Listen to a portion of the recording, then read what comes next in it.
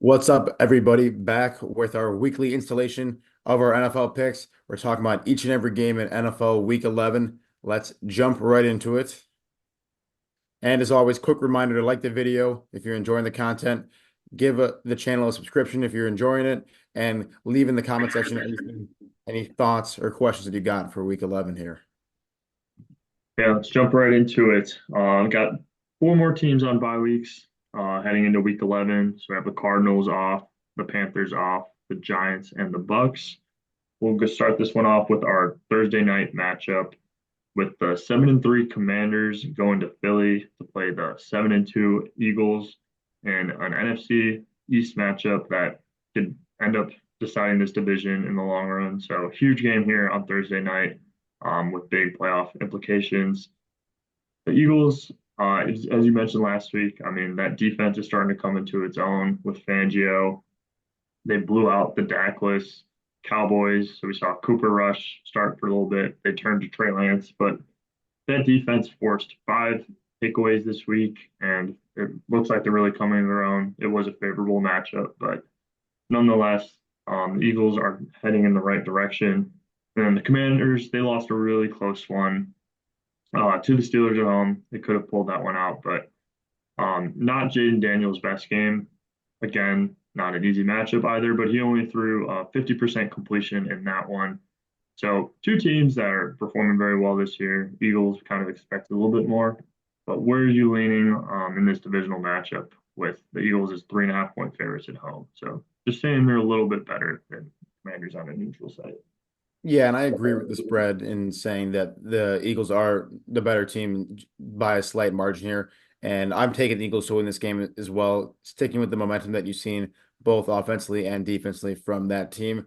I think the big thing here for me is kind of what you saw out of Jaden Daniels last week. I don't think you can take much from this Eagles win against the Cowboys just because the Cowboys are so pitiful, even without Dak Prescott. For me, Jaden Daniels going up against uh, a much improved Steelers defense to a lot of the defenses that he's been seeing this year. And you saw him start to drop off a little bit. You mentioned his completion percentage.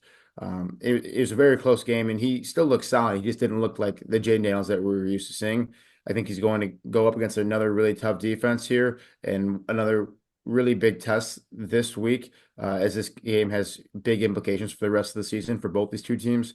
I definitely trust the Eagles with a more tenured roster and tenured quarterback at that, and a better defense as well. So I'm here with the Eagles. I think they're going to win this game by more than 3.5 points, probably by a touchdown is my guess. I just like where this defense is playing in Philadelphia and the Jalen Hurts over Jaden Daniels quarterback matchup. Just really because I think it's going to be a big game under the lights on a national stage. And I think that maturity from Jalen Hurts is going to be an X factor here as well. Yeah, no, I mean I'm with you on the Eagles here.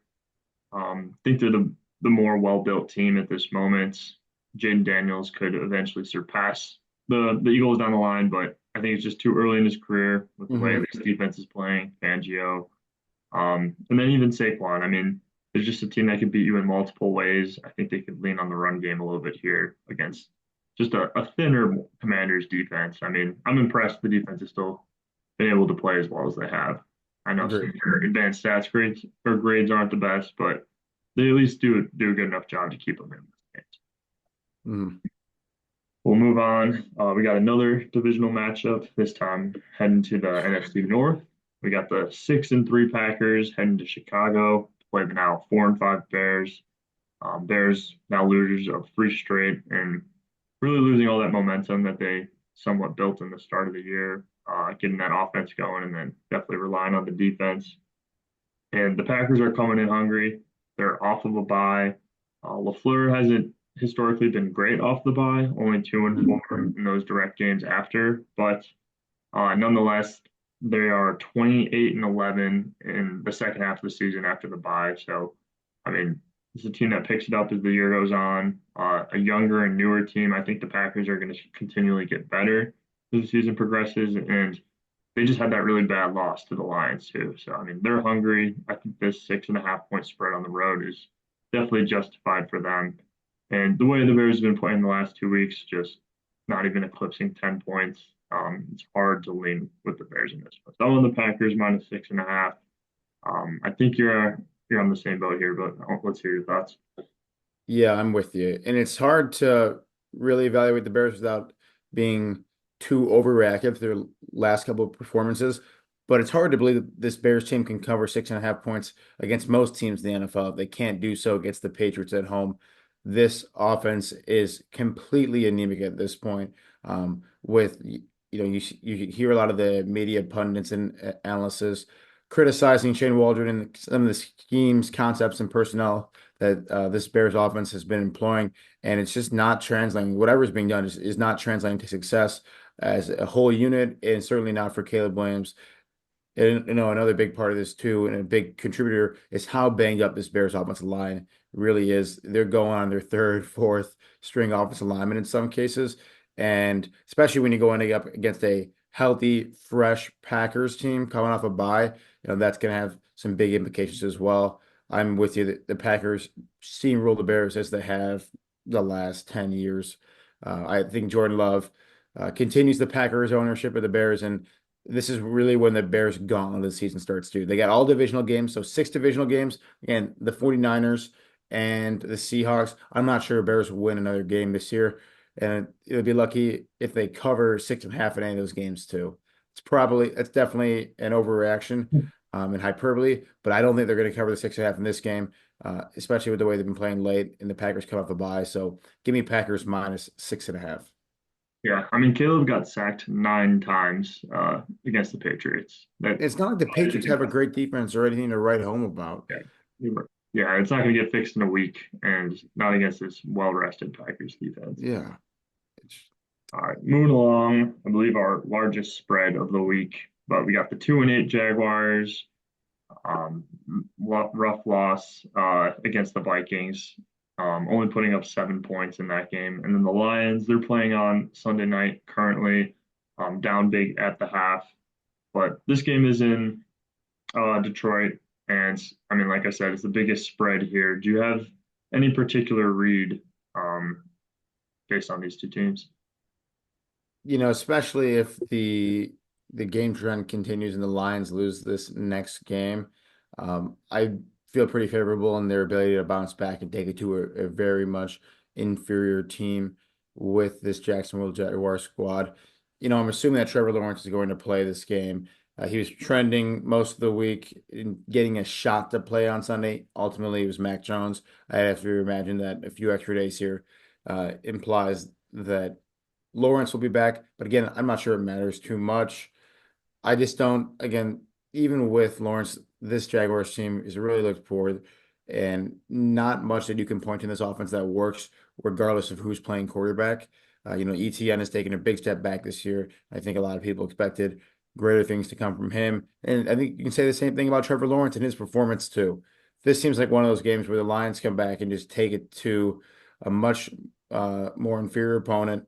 I don't imagine that the Jaguars have much time of possession in this game when you're looking at it between the two teams. I think the Lions are going to use Gibbs and Montgomery and run the ball all over them. Not like the Jags have a terrible run defense, but it's certainly not quite above average. And so I think it's just a classic Lions, we're tougher than you kind of game, run the ball down your throat and win this one by, 40 to 17 type game where they just never take their foot off the gas. I think so, especially if this trend on Sunday night keeps up and the Lions get blown out. I see them answering big the following week. Hmm. All right, let's keep it moving. Next game up, we have the 2-7 Raiders heading to Miami to play the currently 2-6 Dolphins. Still have to play here on Monday night. But the Raiders are off of a bye in this one. They're coming in as 6.5 point favorite or underdogs. And I mean, we'll have to see what happens here on Monday night with the Dolphins. But just the way this Raiders team has been, I could see Tua throwing the top off this defense in this Hmm. game. The Raiders are off of bye, so that's something to keep in mind with a larger spread here. But yeah, I think even if the Dolphins lose on Monday night, if they don't, I just think this is a great matchup for them for Tua. Get a bounce back game, help out Tyreek, get Jalen Waddle's stats back up, and kind of just put everything back on track. I mean, he's got that contract we've talked about. They're not going to be able to just flip him really quick. So I think they're still going to be airing it out as the season goes along and try to build any chemistry and salvage this season. Yeah, I completely agree. And I think we're going to see a preview of the capability the Dolphins offense will show off against the Raiders here on Monday night against the Rams. I think you'll see Tua, who's slowly getting more integrated as he's come back from concussion, start to really work the ball to Tyreek Hill, especially, but also looking to see Jalen Waddle get a little more action within this offense as well. I'm with you. You read my mind.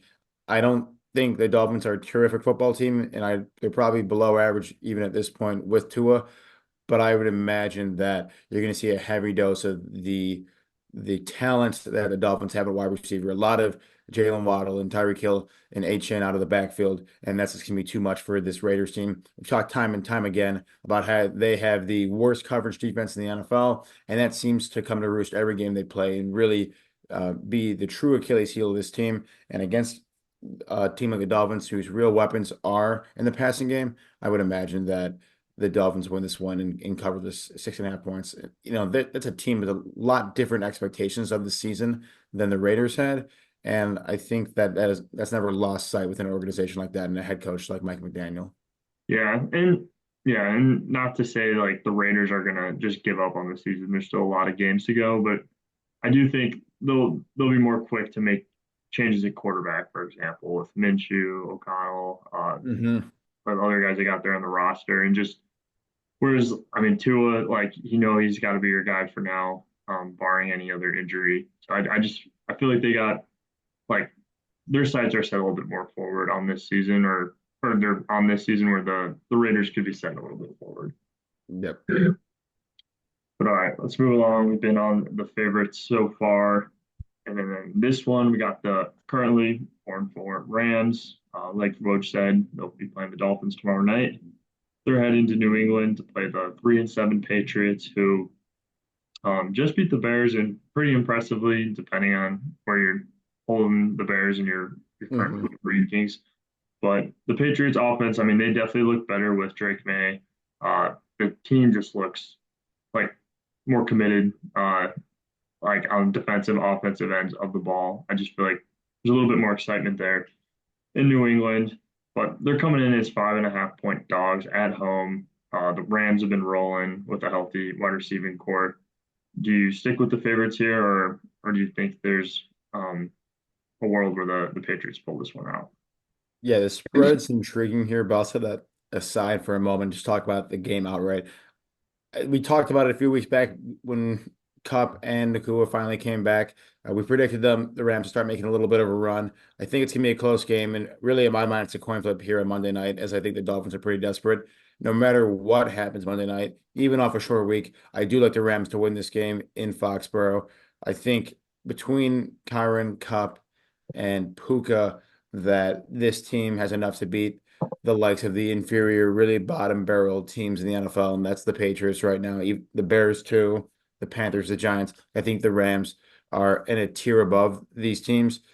Even on the road, they're getting 5.5 points of favorability here, and showing the true difference in uh, talent on each roster here. I like the Rams to win this game.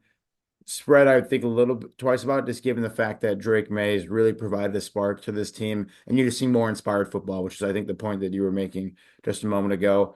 Um, I would think twice. I think I would stay away from the spread here, but I'm certainly confident in the Rams winning this game as long as nothing crazy happens in terms of injury personnel changes on Monday night here. Yeah, I mean, I'm with you on the pick 'em. I do think the Rams, Niners, one of those teams will end up winning the NFC West over the Cardinals, the current leaders. Hmm. But right at the same time, the way the Patriots are playing, and I mean, first season, John Mayo is head coach. I mean, it just seems like they're a little bit more inspired. I wouldn't be surprised if they steal the spread here at plus 5.5 at home. I The defense definitely is could see that. improving. I mean, they started the season off pretty well and then kind of fell off just a couple of games in, but they're back in the middle of the pack in the PFF power rankings, and I mean they're continuing to move up. So the defense keeps playing at this level. I think they can cover this one at home. Yeah. Right. Next up, We got the 2-7 Browns. They're coming off of a bye and they're heading into New Orleans to play now 3-7 Saints. We called that one last week. It's just a trap line. No real reason why we love the Saints, but it was just the line didn't make any sense, and No, Bengals pulled that one out. So they finally snapped that losing streak, and I believe was it MVS or I could be wrong. yeah, no, it was MVS. MVS played great for them, and Had an incredible game. He really stepped up and replaced the role that Rashid Shaheed was filling in or really created. But in Shaheed's absence, the speed guy that can really stretch the field. This offense keeps really relying on that, it seems like. And I'll use that as a segue to talk about the Browns. And if they can stop that, I don't think the Saints have a chance. I don't think the Saints will win this game if the Browns can figure out a way to stifle that portion of the Saints offense. That's the really that position, whether it's Shaheed or MVS, that's the only thing that's really stretching the field for the Saints offense, especially in Chris Olave's absence. And without that dynamic aspect of the offense, you've seen what the Saints team can do, and what they can do is not too much. And that's what really led to, in my mind, the prolonged losing streak that they just snapped here. I think the Browns coming off a bye. You've seen some of the magic that Jameis Winston can do in that game against the Ravens when they won. You've seen a lot of the blunders that Jameis Winston can make. You've seen it in the game right after that, and really throughout his whole career that he's one of truly the most turnover-prone quarterbacks in football that has played this long. But I think the Browns have a real shot here coming off a bye. If you can get Jameis Winston to just cut down on the turnovers against a Saints team here that we've seen isn't very good. They just had a little bit of spark momentum with the interim head coach, but often, like we see, you get that spark with the interim head coach after a firing, and they start to fizzle out, and teams return to their true colors. This could be the game for the Saints where that actually happens. It could be in a couple of weeks. But I like the Browns here to cover this at the very least at +2.5 off the bye week. yeah, I'm with you here on the spread. And to your same point with the Saints, I mean, we've seen it. They haven't been able to do a lot offensively. And part of that was really the Falcons just not capitalizing this game. For Yeah. Cousins, one interception, no touchdown passes. They moved the ball, but didn't finish the drives. And when you're looking at the PFF defensive rankings, the Browns are number 9, and the Saints are actually second to last in the league. So, I mean, I do like the Browns here. I think they have more of a balanced attack, even though the Saints still having Kamara. But I think they could pull out the win at home just solely because their defense is really that much better. Mhm. All right, next up, we got one of the better matchups. We got a few really good games on the slate for this week, but we have the 7-3 Baltimore Ravens going to Pittsburgh to now play the 7-2 Steelers. The Ravens just beat the Bengals on Thursday night. So they're gonna have a little bit of extra rest heading in this one, and I do think that's accounted for in the spread here. The Steelers just won that close 1-point game against the Commanders. Wasn't Russ didn't light it up, but he did do enough in the second half to help them pull out that win. Mike Williams picked up on the trade, ended up scoring the game-winning touchdown. That was just his one catch, but I imagine he gets more involved in that offense as this moves along. But I am a little surprised by the spread here. Maybe you're not, but I want to hear your thoughts with the Ravens going in as 3.5-point favorites on the road. Yeah, the Ravens have definitely been the flashier team this year when compared to the Steelers, but you cannot discredit the Steelers at 7-2 with the way they played all year long. Really, their defense has been showing out, and much more so than the Ravens do. Ravens defense has this year, and Russell Wilson at quarterback has looked pretty solid in his few starts there. George Pickens has been more integrated in this offense, but you haven't seen anything flat the page when you're looking at the Steelers. When you watch the Ravens, it's a lot of guys in their team, but it really is Lamar Jackson, and really, it's hard not to turn all your attention to him when he's on the field and has the ball in his hands. He's the most dynamic player in the NFL and really the most exciting at this point right now. And so I'm not too surprised at the spread because the Steelers have played so well this year and it's just all around a great team. But I could see why people would think maybe the Ravens would be favored by more.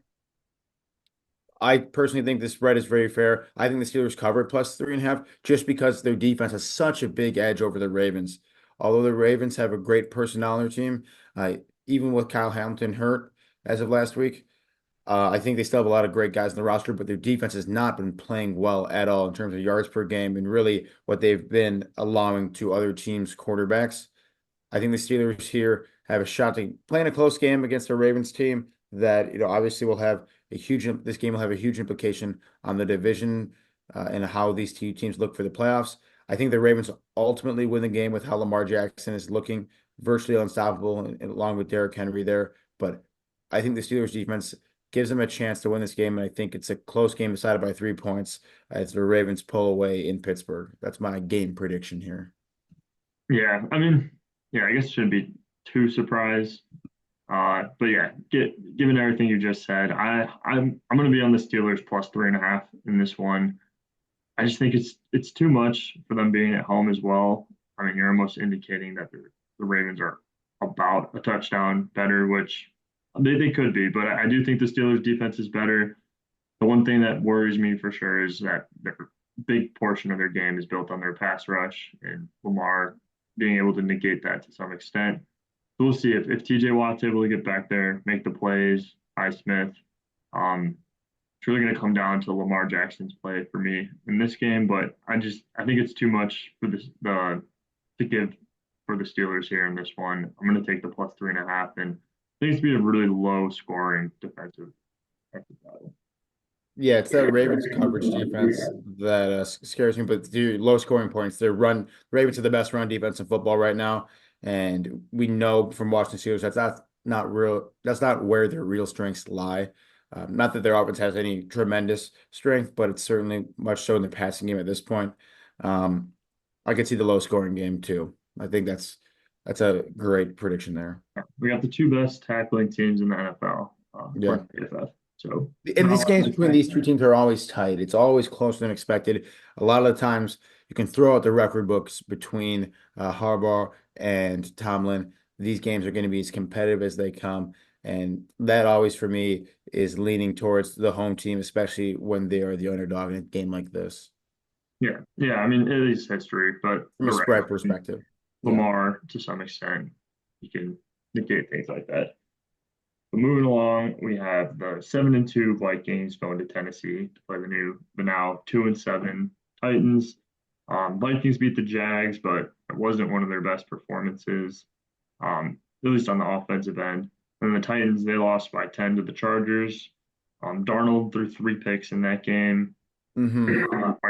Are you worried this is going to be maybe become a trend for him, or do you think it's more of a fluke? I guess the reason I'm a little bit worried is that Jacksonville defense is not exactly anything to write home about. I mean, got a couple of playmakers here and there, but definitely felt forced on Darnold's end and a little bit of flashbacks into some of his prior play. Do you think that can continue heading into this Tennessee game, or are you with the Vikings bouncing back?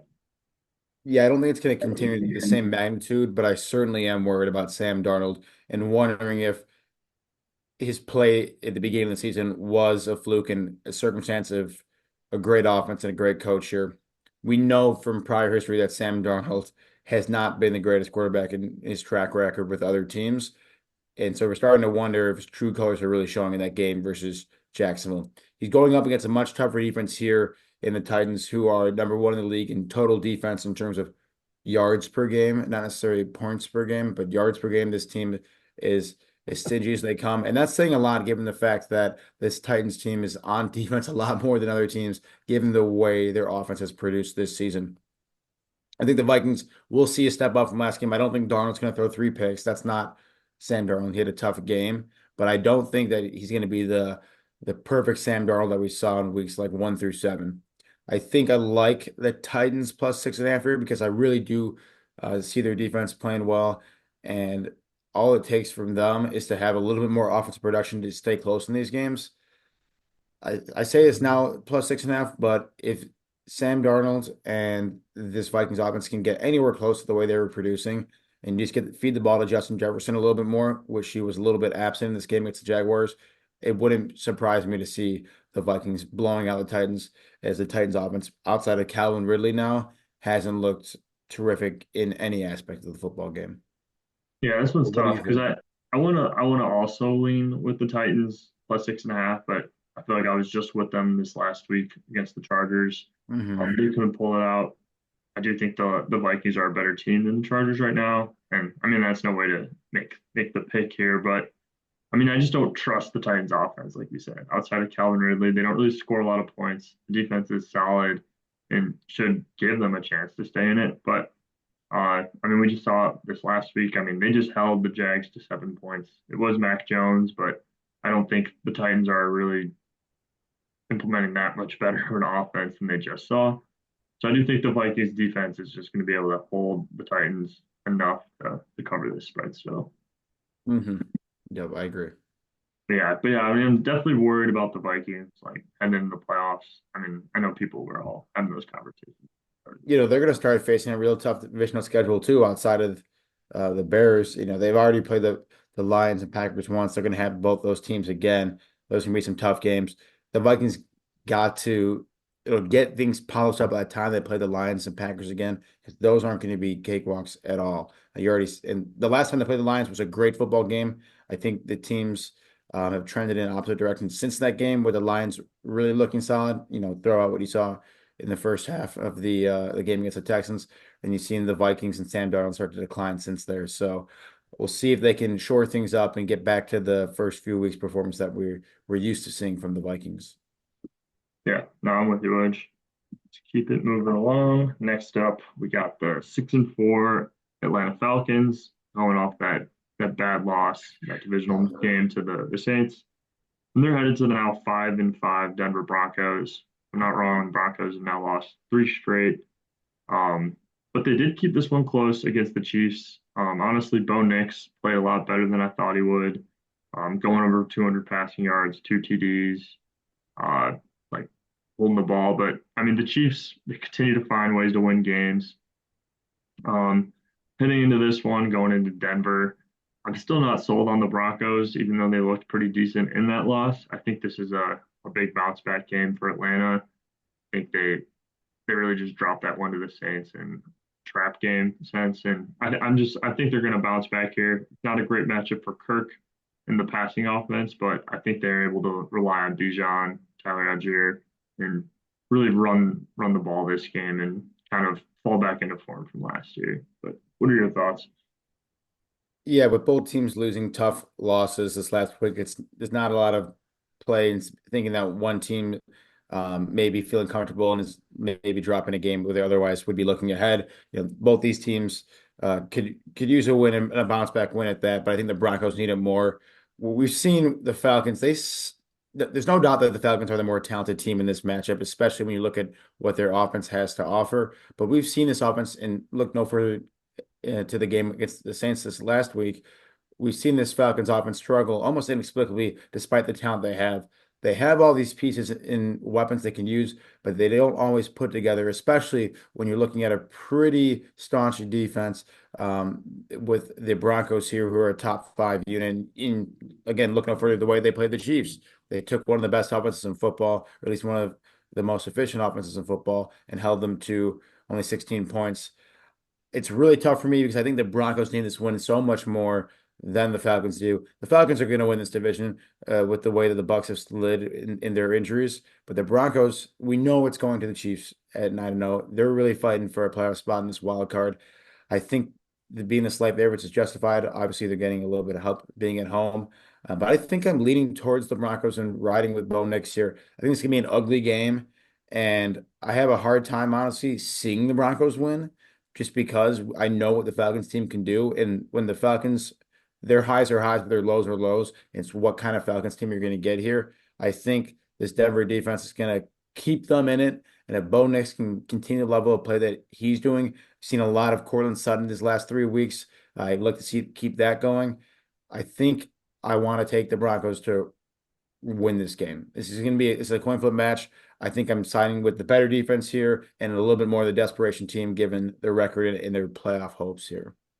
Yeah, I mean the are on a much further slide than the Falcons are. I mean, if they're legit, they need to come back and win this game here. I'm not buying into it as Well, much. it's one of the games where the Falcons could just come out here and blow the roof off with the way their offense has. We've seen Kirk Cousins throw for 500 yards this season.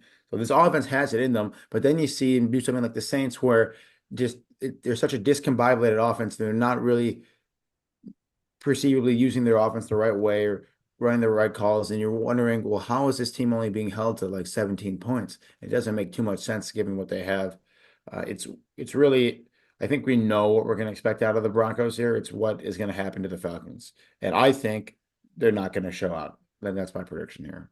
All right, well, we'll check back in on that one Yeah. next week. Yeah. Let's keep it moving. Got a handful of games still and approaching the end here, but we have another divisional matchup.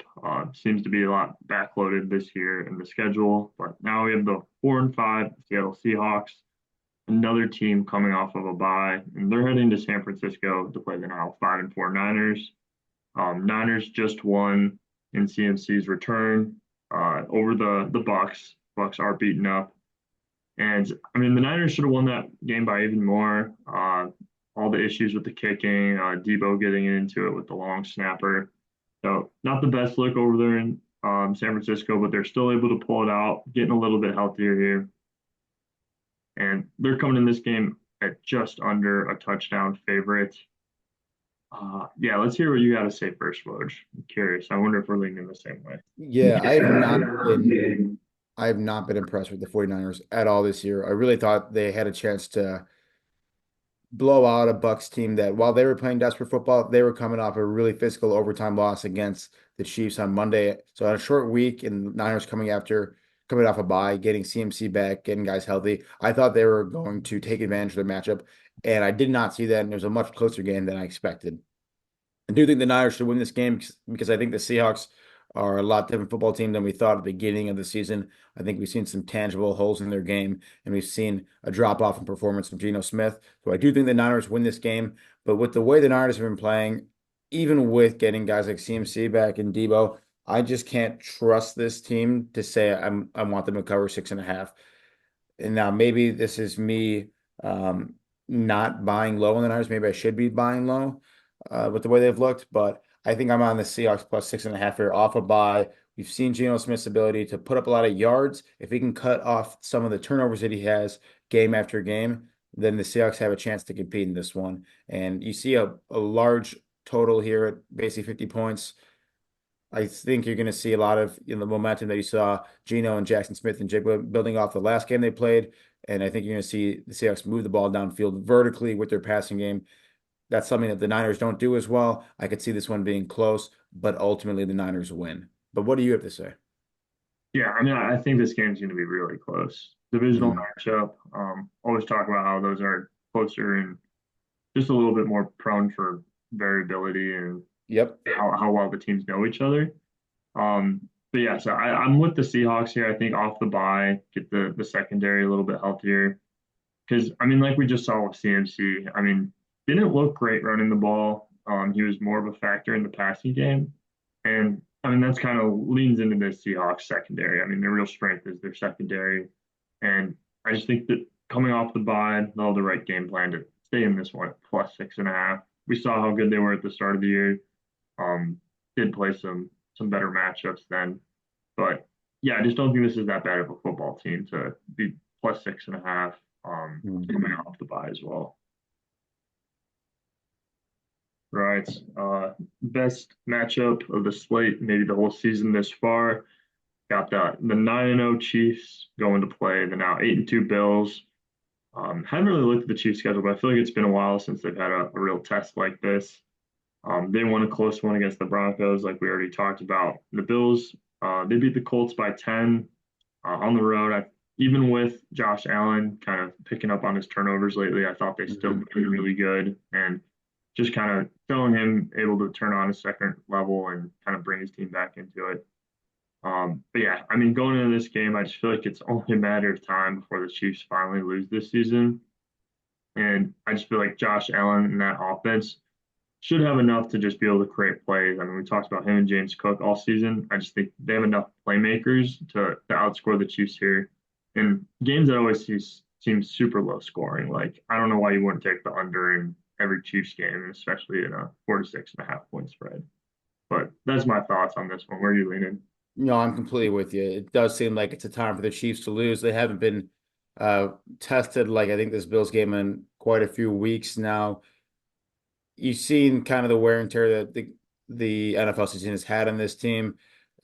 Really only being able to put up 16 points against the Broncos is a little telling. The Chiefs team is no stranger to low offensive outputs and just playing really sound football and winning games. But I don't think that's going to fly in this game against the Bills, as Josh Allen and the Bills are used to putting up 30 points a game. Now they're not going to eclipse that mark this game, just given how well the Chiefs defense has been playing. But I do think that the explosivity and the firepower that this Bills offense has been bringing week in and week out will be a little too much for the Chiefs. And I'm here on the Bills at home, and that stadium is going to be rocking against the Chiefs. I'm sure that these guys are bitter rivals by now with the way a lot of these matchups have gone in the past few years. And regular season or playoffs, it doesn't matter. I'm sure the Bills and their fan base are just teething at the mouth to beat the Chiefs any chance they can get. Yeah, no, I mean this game's gonna be awesome.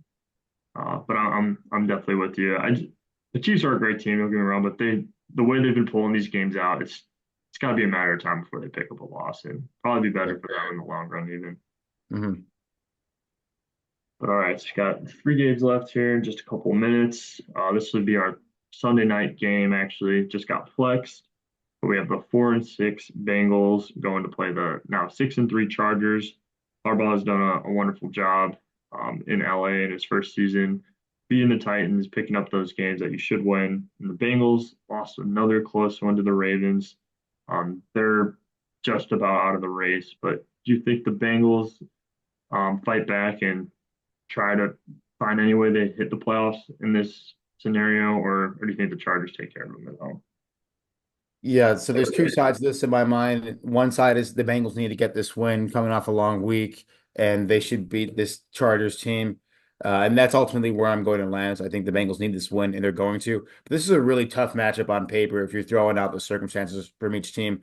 The Chargers here are one of the best teams defensively, certainly in a points per game aspect, but even overall PFF grade. And you saw them just this Sunday, 7 sacks against the Titans.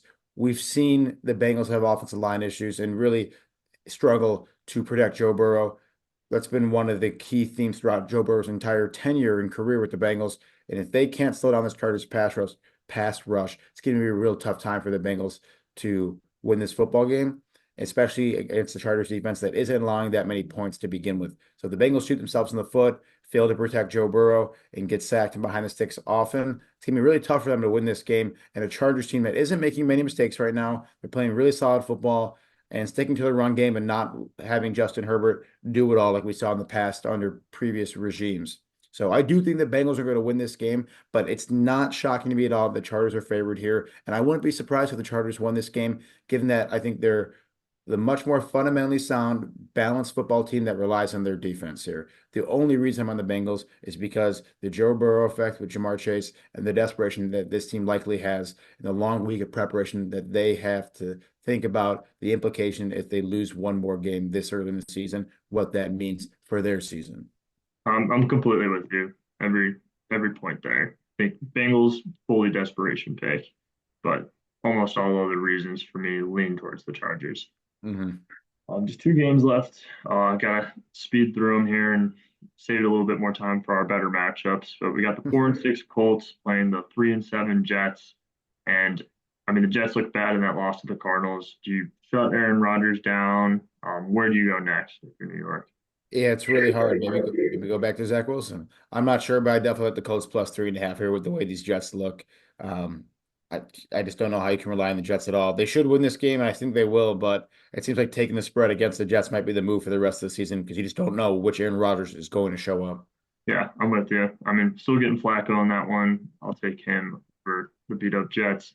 And then our last game, Monday night here. Um, any reason you take the Cowboys without Dak in this one? No, I mean, not based on what you just saw. They have no run game whatsoever. Now they have no pass game. Their defense isn't playing all that well, even with Micah Parsons back. How can you possibly look at the Cowboys here and want to take them? I don't know, and I will not be taking them until proven otherwise. I think you keep rolling with the Texans as Nico Collins should be back this game, looking to achieve even